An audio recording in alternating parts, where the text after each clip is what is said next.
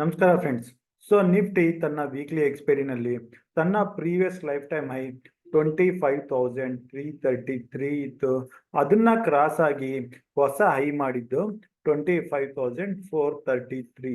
ಈ ಹೈಯಿಂದ ಕೊನೆಯ 15 ನಿಮಿಷದಲ್ಲಿ ಆಲ್ಮೋಸ್ಟ್ 100 ಪಾಯಿಂಟ್ಸ್ ಕೆಳಗಡೆ ಬಂದು 25,314 ಹತ್ರ ಕ್ಲೋಸಿಂಗ್ ನ ಕಾಣ್ತು.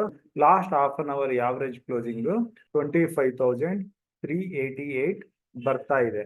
ಸೊ ಇಲ್ಲಿಂದ ನಾವು ಈಗ 13th ಸೆಪ್ಟೆಂಬರ್ ನಿಫ್ಟಿ ಮೂವ್ಮೆಂಟ್ ಯಾವ ರೀತಿ ಇರುತ್ತೆ ಅಂತ ಮುಂಚೆ ನೋಡಿ ಬ್ಯಾಂಕ್ ನಿಫ್ಟಿ ಅನಲೈಸಿಸ್ ಕೂಡ ಮಾಡೋಣ. ಅದಕ್ಕಿಂತ ಮುಂಚೆ 12th ಸೆಪ್ಟೆಂಬರ್ ಇವತ್ತಿನ ದಿನ ಸ್ಟಾರ್ಟಿಂಗ್ ಆಫ್ ದ ಡೇ ನಾವು ಇವತ್ತು ಬೆಳಿಗ್ಗೆ ಕ್ವಿಕ್ ಮಾರ್ನಿಂಗ್ ವಿಡಿಯೋದಲ್ಲಿ ಮೆನ್ಷನ್ ಮಾಡಿದಂಗೆ ಗ್ಯಾಪ್ ಅಪ್ ಓಪನಿಂಗ್ ಅದಾದ ನಂತರ ಕೆಳಗಡೆ ಬಂದು ಎರಡು ಬುಲ್ಲಿಶ್ ಗ್ರೀನ್ ಕ್ಯಾಂಡಲ್ ಆದ್ಮೇಲೆ ನಾವು ಕಾಲ್ ಪೊಸಿಷನ್ ತಗೋಬೇಕು ಅಂತ ಡಿಸ್ಕಸ್ ಮಾಡಿದ್ದೆ. ಸೊ ಇದು ಮೊದಲನೇ ಬುಲ್ಲಿಶ್ ಕ್ಯಾಂಡಲ್ ಫೇಲ್ ಆಯ್ತು. ಆದ್ರೆ ಇಲ್ಲಿ ಎರಡನೇ ಬುಲ್ಲಿಶ್ ಕ್ಯಾಂಡಲ್ ಈ ಲೆವೆಲ್ ಅಲ್ಲಿ ಆಲ್ಮೋಸ್ಟ್ 2 o'clock ಸಮಯದಲ್ಲಿ ಆಗಿ ಅದರ ಹೈ ಕ್ರಾಸ್ ಆದ್ಮೇಲೆ ಇಲ್ಲಿ ನಿಫ್ಟಿನಲ್ಲಿ ಒಳ್ಳೆ ಮೂವ್ಮೆಂಟಮ್ ಬಂತು.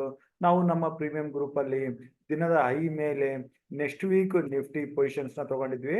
ಅದನ್ನ ನಾವು ಟ್ರೇಲ್ ಮಾಡ್ತಾ ಆಲ್ಮೋಸ್ಟ್ ಡೇ ಹೈ ಅಲ್ಲಿ ಪ್ರಾಫಿಟ್ ನ ಬುಕ್ ಮಾಡಿದ್ವಿ.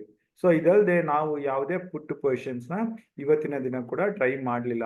ಸೊ ನಮ್ಮ ಫೋಕಸ್ ಓನ್ಲಿ ಕಾಲ್ ಸೈಡ್ ಅಲ್ಲೇ ಆಗಿತ್ತು.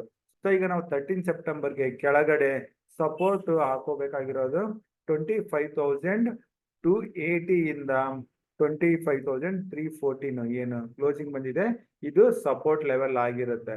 ಏತಕ್ಕಂದ್ರೆ ಪ್ರೀವಿಯಸ್ ರೆಸಿಸ್ಟೆನ್ಸ್ 25,300 ಇಂದ 333 ಇತ್ತು.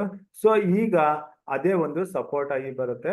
ಸೊ ನಿಫ್ಟಿನಲ್ಲಿ ಈ ಲೆವೆಲ್ ಅಲ್ಲಿ ನಿಫ್ಟಿ ಬಂದು ಸಪೋರ್ಟ್ ತಗೊಂಡು ರಿಕವರಿ ಕಾಣೋಕೆ ಶುರು ಆದ್ರೆ ಇಲ್ಲಿ ನಾವು ಸಿ ಪೊಸಿಷನ್ಸ್ ನ ಟ್ರೈ ಮಾಡಬಹುದು. 25,280 ಕೆಳಗಡೆ 25,270 ಹತ್ರ ಸ್ಟಾಪ್ ಲಾಸ್ ನ ಇಟ್ಕೋಬೇಕಾಗುತ್ತೆ.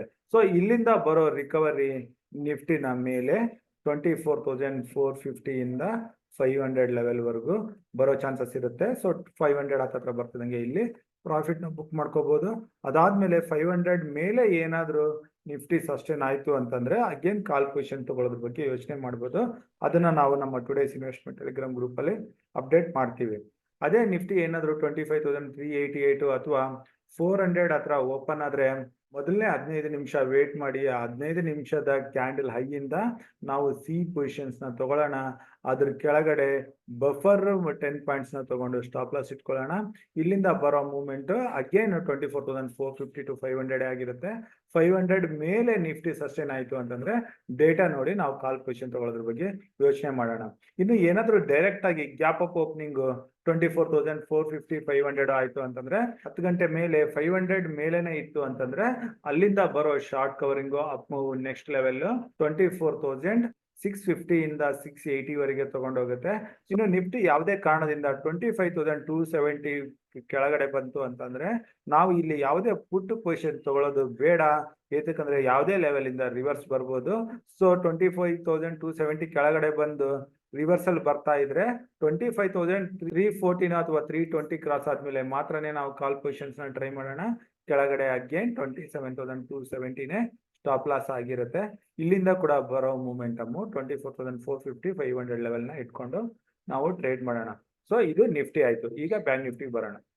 ಸೊ ಫೈನಲ್ ಆಗಿ ಬ್ಯಾಂಕ್ ನಿಫ್ಟಿನಲ್ಲಿ ಕೂಡ ನಿಫ್ಟಿ ಎಕ್ಸ್ಪೈರಿ ದಿನ ಬ್ರೇಕ್ಔಟ್ ಬಂತು.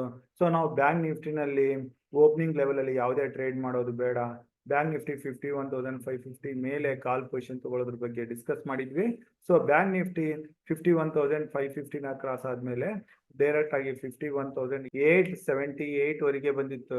ಸೊ ಅಲ್ಲಿಂದ ಡೇ ಕ್ಲೋಸಿಂಗ್ 51,772 ಹತ್ರ ಬರ್ತಾ ಇದೆ. ಸೊ ಈಗ ಬ್ಯಾಂಕ್ ನಿಫ್ಟಿಗೆ ಈ ಲೆವೆಲ್ ಇಂದ ಸಪೋರ್ಟ್ 51,550 ಬರುತ್ತೆ. ಸೊ ಪ್ರೀವಿಯಸ್ ಇದು ರೆಸಿಸ್ಟೆನ್ಸ್ ಆಗಿತ್ತು. So 51,500 to 51,550. ಸೊ ಈ ಯಾವುದೇ ಲೆವೆಲ್ ಅಲ್ಲಿ ನಮಗೆ ಬ್ಯಾಂಕ್ ನಿಫ್ಟಿ ಕೆಳಗಡೆ ಬಂದು ನಮಗೆ ಬೈಯಿಂಗ್ ಆಪರ್ಚುನಿಟಿ ಸಿಕ್ಕರೆ ಈ ಲೆವೆಲ್ ಅಲ್ಲಿ ಸಿ ಪೊಸಿಷನ್ಸ್ ಅಂದ್ರೆ ಲಾಂಗ್ ಪೊಸಿಷನ್ ತಗೊಳ್ಳೋದ್ರ ಬಗ್ಗೆ ನೋಡೋಣ. ಇಲ್ಲಿಂದ ಬರೋ ರಿಕವರಿ ಅಗೇನ್ 51,800 ಟುವರ್ಡ್ಸ್ 52,000 ಬರ್ಬೋದು. ಇನ್ನು ಬ್ಯಾಂಕ್ ನಿಫ್ಟಿ 52,000 ಮೇಲೆ ಹೋಗಿ ಅಟ್ಲೀಸ್ಟ್ 15 to 20 ಮಿನಿಟ್ಸ್ ಸ್ಪೆಂಡ್ ಮಾಡ್ತು ಅಂತಂದ್ರೆ ಅಲ್ಲಿಂದ ಬ್ಯಾಂಕ್ ನಿಫ್ಟಿನಲ್ಲಿ ಬರೋ ಶಾರ್ಟ್ ಕವರಿಂಗ್ ಬ್ಯಾಂಕ್ ನಿಫ್ಟಿನ 52,300 to 350 ಲೆವೆಲ್ ವರೆಗೆ ತಗೊಂಡು ಹೋಗುತ್ತೆ. ಇನ್ನು ಬ್ಯಾಂಕ್ ನಿಫ್ಟಿ 51,500 ನ ಬ್ರೇಕ್ ಆಗಿ ಕೆಳಗಡೆ ಬಂದ್ರೆ ನಾವು ಯಾವುದೇ ಪುಟ್ ಪೊಸಿಷನ್ಸ್ ನ ಬ್ಯಾಂಕ್ ನಿಫ್ಟಿನಲ್ಲಿ ಕೂಡ ನೋಡಲ್ಲ. ಕೆಳಗಡೆ ಬಂದು ರಿವರ್ಸಲ್ ಬಂದ್ರೆ ಅಗೇನ್ ನಾವು ಕಾಲ್ ಪೊಸಿಷನ್ ತಗೊಳ್ಳೋದ್ರ ಬಗ್ಗೆ ಯೋಚನೆ ಮಾಡ್ತೀವಿ. ಶುಕ್ರವಾರ ದಿನ ಯಾವುದೇ ಪುಟ್ ಪೊಸಿಷನ್ಸ್ ನ ನಾವು ಯಾವುದೇ ಲೆವೆಲ್ ಅಲ್ಲಿ ತಗೊಳ್ಳೋದಿಲ್ಲ, ಓನ್ಲಿ ಕಾಲ್ ಪೊಸಿಷನ್ ತಗೊಳ್ಳೋದ್ರ ಬಗ್ಗೆನೇ ಫೋಕಸ್ ಮಾಡ್ತೀವಿ. ಸೊ ನಾನು ಕೊಟ್ಟಿರೋ ಮಾಹಿತಿ ಇಷ್ಟ ಆದಲ್ಲಿ ಲೈಕ್ ಮಾಡಿ, ನಿಮ್ಮ ಫ್ರೆಂಡ್ಸ್ ಸರ್ಕಲ್ ಅಲ್ಲಿ ಶೇರ್ ಮಾಡಿ. ಸೊ ಈ ವಿಡಿಯೋ ಇಲ್ಲಿಗೆ ಮುಗಿಸ್ತಾ ಇದ್ದೀನಿ. ನನ್ನ ಮುಂದಿನ ವಿಡಿಯೋ ಬರೋವರೆಗೂ ನಿಮಗೆ ನನ್ನ ಕಡೆಯಿಂದ ಧನ್ಯವಾದಗಳು. Thank you.